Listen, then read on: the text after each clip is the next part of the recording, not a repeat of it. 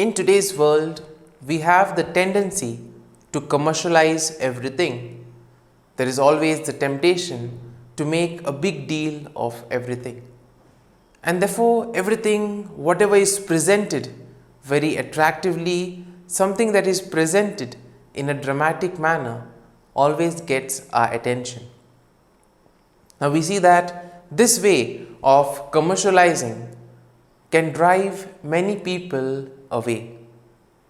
How is that? We shall see how Jesus explains in today's gospel passage.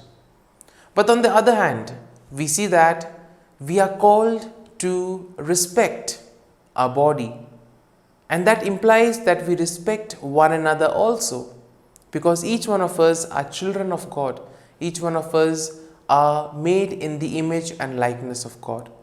And therefore, when we respect one another, when we take care of ourselves and of others around us, we are indeed taking care of the dwelling place of God. Indeed, all of us are called to be the dwelling place of God. And if we can prepare a room in our hearts for Jesus, then we see that whatever action we do will radiate the message, the peace and the love of Christ.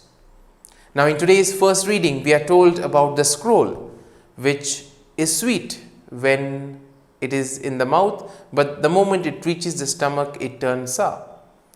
But when we read today's gospel passage, we see that Jesus gets angry that the people have made his temple into a marketplace. Now, what does this episode of the temple tell us about we being the dwelling place of God? Well, let's find that out during today's episode of Tea Time with the Word.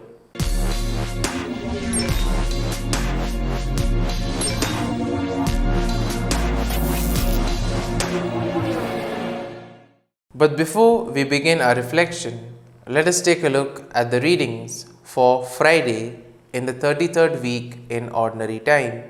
Today's first reading is from the book of Revelations, chapter 5, verses 8 to 11. And the Gospel is from the Gospel of Luke, chapter 19, verses 45 to 48. And we see that today's readings will invite us to indeed become true witnesses of the Word of God. Now today's first reading from the book of Revelations will tell us about the scroll which John is told to consume. When he consumes it, it is as sweet as honey, but the moment it makes its way to the stomach, it turns sour. And in the end, they tell John to prophesy to the people and to everyone. Now all of us are in a way called to be prophets. We are called to prophesy. We are called to spread the message of the Word of God. Now how can we do this? Well, first and foremost, we can do this through our words and through our actions. And that is why the emphasis is always on making Christ as the center of our lives. It is only when Christ becomes the center of our lives that we are able to indeed draw our inspiration and our strength from Him. Now when this happens, we see that all our actions, our words will ultimately radiate His peace, joy, hope and love. And therefore all of us should make attempts in order to reflect Christ through our words and actions. Now when we look at today's gospel passage, we see that Jesus is in a way angry at the fact that the people have turned the temple into a marketplace. And today's gospel presents us with the attitude of Jesus towards the people in and around the Jerusalem temple. Now we see that it was no more a place of worship and sacrifice, but it had become a place of business. The focus was no more on the indwelling presence of God, but the focus had turned towards making more money and profit. In a way, the people had forgotten the main purpose of the temple. Now you may wonder why Jesus was so angry. Well, first and foremost, we see that when the temple had become a place for business, others who were the marginalized, who were the poor, were drawn away. And therefore, since it had become a marketplace, it had lost its sanctity. And that is why Jesus says that the temple should contain God and His presence. It should not be a marketplace. Now we all know that we are the temple of God. Our hearts are the dwelling place of God.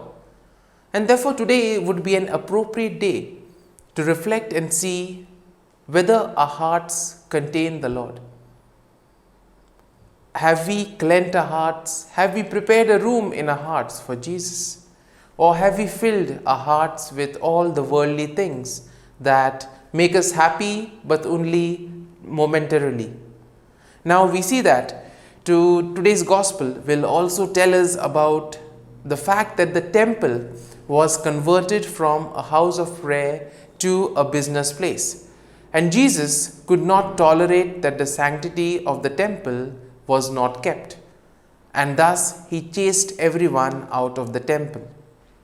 Now we see that St. Paul says, our body is the temple of the Holy Spirit, and we are thus called to maintain the sanctity of our body where God's indwelling presence is there.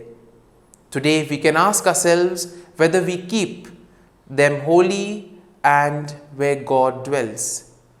We can ask ourselves whether our hearts are indeed the dwelling place of God. Today we also celebrate the memorial of the dedication of the Basilicas of St. Peter and St. Paul. Peter and Paul, the apostles, stand before us as witnesses to the gospel.